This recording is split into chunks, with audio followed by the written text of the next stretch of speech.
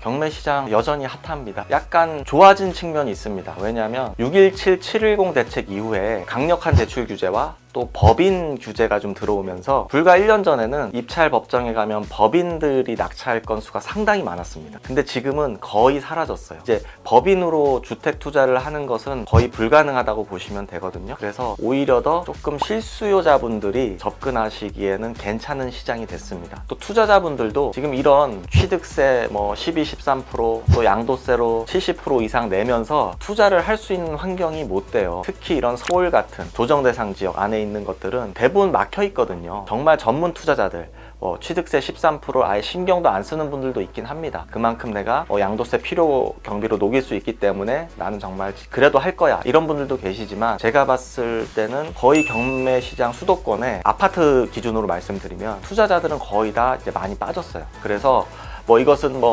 정부가 의도했던 하지 않았던 지금 적어도 경매 시장은 그렇게 흘러가고 있어요. 일단 아직까지는 아파트가 좀 높은 편이고요. 여전히 강남 3구에 있는 아파트들 15억이 초과되면 대출이 단 한 푼도 나오지 않는데요. 또 그것은 그들만의 리그인 건데, 이제 그런 매물들이 누가 들어올까 싶겠지만 많이 들어옵니다. 청담동에 있는 거라든지, 지금 압구정 현대가 평당 80억에 팔렸잖아요. 80평짜리가, 그죠? 그래서 그런 또 그들만의 리그에 있는 것들도 좀 핫한 편이고, 경매로 나오기가 어려운 거니까요. 또 이런 자금 조달 계획서라든지 토지거래 허가, 그런 것도 빠져 있어요, 경매가. 그런 것들도 하나의 팁이 될 수 있겠네요. 또 반대로 중저가 아파트들이 있습니다. 서울 기준으로 지금 대부분 서울 외곽이라 하더라도 이제 5억, 6억 언더로 찾기가 매우 어려워졌어요. 3년 전에 3억 하던 게 지금 6억 하거든요. 그런 것들이 또 경매 시장이 나오면 좀 핫한 편이고, 또 아예 난 이제 이번 생에 주택은 틀렸어, 이렇게 포기를 하시는 분들도 의외로 많더라고요. 그래서 요즘에 수입차들이 상당히 많이 팔린다고 하더라고요. 그런 분들은 차를 뽑고 대출 비율이 그나마 좋은 지식산업센터나 오피스텔 이런 쪽으로 또 접근하기도 하고요. 그쪽 시장도 좀 핫한 편이에요. 지식산업센터는 쉽게 말씀드려서 월세를 받는 상품이에요. 그러면 오피스텔은 누구한테 월세를 받죠? 보통 전월세 사는 사람들, 혹은 그냥 개인 사업자, 이렇게 월세를 받을 수 있는데요. 지식산업센터는 개인이 아닌 법인 사업자 혹은 사무실, 개인 사업자를 상대로 월세를 받을 수 있어요. 흔히 그냥 저도 마찬가지로 지금 사무실 몇 개를, 제 자가도 있지만 월세를 주는 사무실도 있거든요. 그러면 제가 월세를 소유주한테 입금을 하면 세금 계산서를 발행을 해주는 거죠. 그래서 저는 비용 처리를 받을 수 있고요. 그런 것들을 이제 지식산업센터라고 해요. 근데 이 상품 자체가 막 좋다라기보다 제 생각에는 지금 특히 아파트에 대한 대출 규제가 좀 크게 들어오면서 반사이익을 좀 얻고 있지 않나. 대출 한도가 일단 비율이 높고요. 무엇보다 이 지식산업센터를 지을 수 있는 땅 자체가 좀 많지 않은 편입니다. 특히 서울 수도권, 좀 더 좁히면 서울은 공급이 좀 어려운 구조거든요. 그러다 보니까 월세를 받을 수 있는 상품임에도 불구하고 시세 차익형 투자로 지금 많이 트렌드가 바뀌고 있어요. 무슨 얘기냐면 아파트로 1억을 남기려면 정말 어렵거든요. 한 2, 3억은 남아야지 세금 떼고 1억이 남는 구조인데, 또 대출도 안 나오잖아요. 근데 지식산업센터는 분양권 투자 같은 경우는 단 10% 가지고도 투자가 되고요. 내 돈 10%. 경매의 경우에는 한 15에서 20% 가지고 투자가 되거든요. 그러다 보니 조금 지금 많은 분들이 투자에 뛰어들고 있지 않나, 그런 생각을 해봅니다. 경매, 유료 경매 정보 사이트에 대해서 대표적인 거 말씀을 드리면요. 지지옥션, 굿옥션, 부동산 태인, 스피드옥션, 이런 것들이 있어요. 나머지 업체들도 있긴 한데, 지금 저는 이제 개인적으로는 스피드옥션 10년차 유저거든요. 당시에는 그 4개 중에 비용이 가장 싸서 얘를 초이스를 했었어요. 한 7, 8년 넘어가니까 한번 바꾸려고 해도 이게 손에 익어서 바꿔지지가 않더라고요. 물론 지금은 이제 회사 차원에서 여러 개를 써요, 저희는. 근데 이제 초보자분들이라면 굳이 비싼 걸 쓸 필요가 있을까? 그래서 가성비가 일단 좋은 것은 스피드옥션이라고 말씀을 드리고 싶고요. 제가 좋다 안 좋다는 논란의 여지가 있기 때문에 말씀을 드리지 않겠습니다.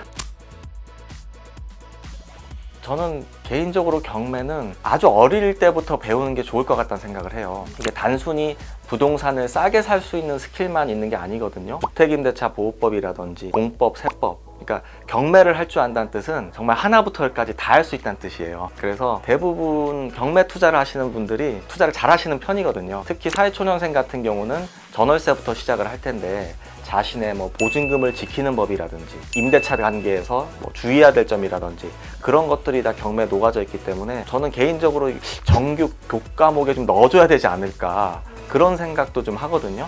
그래서 빠르면 빠를수록 좋을 것 같고요. 요즘에는 코로나 때문에 그런지 제가 경매 교육을 지금 한 3년 정도째 해오고 있는데 좀 스프레드해진 것 같아요. 예전에는 경매 그러면 그거 뭐 잘못된 거 아니야 이런 생각을 하셨는데 워낙 이 절차 자체가 투명해져 가지고 그런 거에 대한 거부감이 좀 많이 없어진 것 같습니다.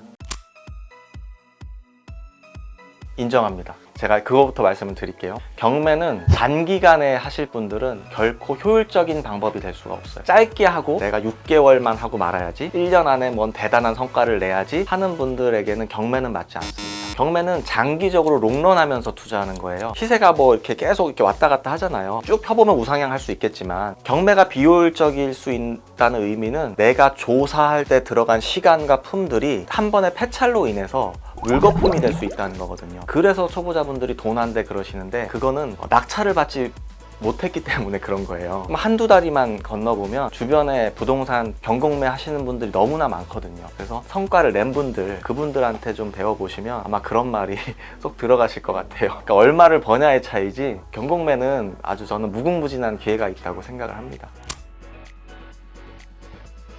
아무래도 돈을 다루는 거다 보니 사건 사고가 나기도 해요. 특히 초보자분들이 실수하시는 게 입찰가 쓸 때 좀 잘못 쓰시는 경우가 있어요. 3억 5천을 써야 되는데 공을 하나 덮쳐 35억을 쓴다든지 의외로 있습니다. 당황스럽잖아요. 그렇게 되면은 잔금을 낼 수가 없잖아요. 그러면 냈던 보증금을 몰수당하게 되거든요. 그 몰수당하는 보증금이 연간 한 700억에서 800억 정도 돼요. 1000억 원 가까이 되거든요. 그래서 의외로 그런 실수들을 좀 하시는 것 같고, 그리고 시세 파악을 잘못하는 경우도 의외로 많습니다. 그런데 그분 입장에서 보면 또 게을리한 것도 아니에요. 매물도 보고 또 국토부 실거래가 있죠. 그런 거 보시잖아요. 입찰하기 전에 얼마에 거래됐는지. 그런데 그런 것들도 100% 신뢰하기가 어려운 경우가 있어요. 무슨 얘기냐면 개인 매도인 매수인 간 거래는 언제든 업다운 계약이 있을 수 있다는 생각을 하셔야 돼요. 그런 것들도 얼마든지 중개업소에 직접 가셔서 좀 현재 돌아가는 상황이라든지 뭐 이런 것들을 물어보고 입찰을 하시면 될 텐데, 대부분 잘 안 움직이지 않으려고 하세요. 열심히 돌아다니면서 투자하시는 분들은 정말 손에 꼽을 정도입니다. 그래서 그분들이 이 과실을 다 가져가는 거예요. 근데 대출 규제는 10년 전에도 있었고요, 5년 전에도 있었고 지금도 있어요. 나눠서 좀 생각을 하실 필요가 있습니다. 지금 현재 정부에서 규제하는 대출은 정확히 주택에 대한 대출 규제예요. 아파트, 빌라 같은 것들이요. 반대로 이 수익형 부동산, 뭐 오피스텔이라든지 지식산업센터 이런 것들은 여전히 80%에서 90% 대출을 받고 있거든요. 그래서 좀 나눠서 보실 필요는 있을 것 같고, 또 조정 대상 지역에 집이 있는 사람도 있고 없는 사람도 있을 것이고요. 있는 분은 당연히 추가 대출이 어려울 수 있겠죠. 그랬을 때 세대 분리라든지 아니면 부모, 형제 이런 명의를 활용해서 하시는 분들은 여전히 하고 계시고, 방법들을 잘 찾으시는 것 같아요. 어떤 규제가 왔을 때 두 부류로 나눠요. 이제 끝났나 보다 그냥 멈추시는 분이 계시고, 거기서 또 최선의 나름의 방법을 찾아서 투자하는 분이 계시고, 투자자들은 항상 후자 쪽입니다.